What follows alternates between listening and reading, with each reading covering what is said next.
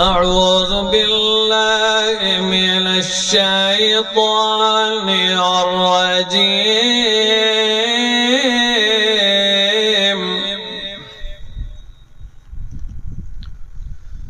بسم الله الرحمن الرحيم.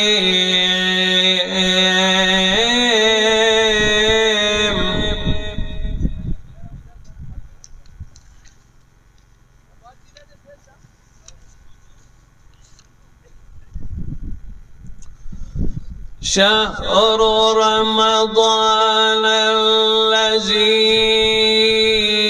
أنزل فيه القرآن هدى للناس وبينات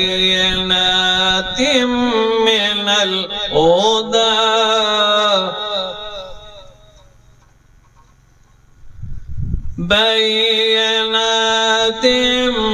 من الهدى والفرقان.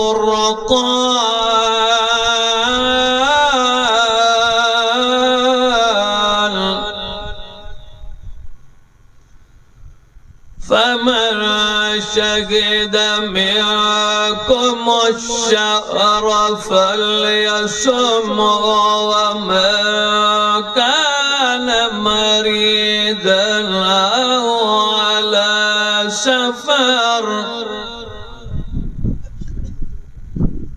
أو على سفر فعدة من أيام أخر. يريد الله بكم اليسر ولا يريد بكم العسر، ولتكملوا العدة ولتكبروا الله على ما هداكم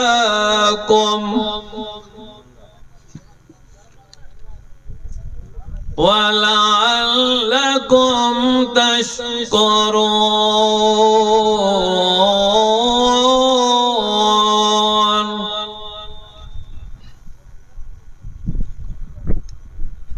وقال النبي صلى الله تعالى عليه وآله وسلم: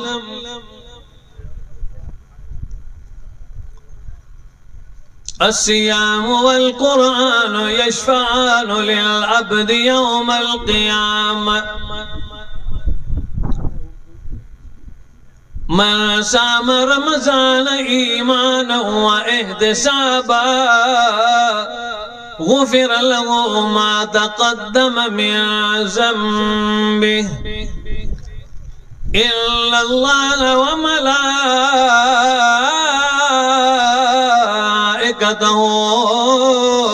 يصلون على النبي يا أيها الذين آمنوا صلوا عليه وسلموا تسليما.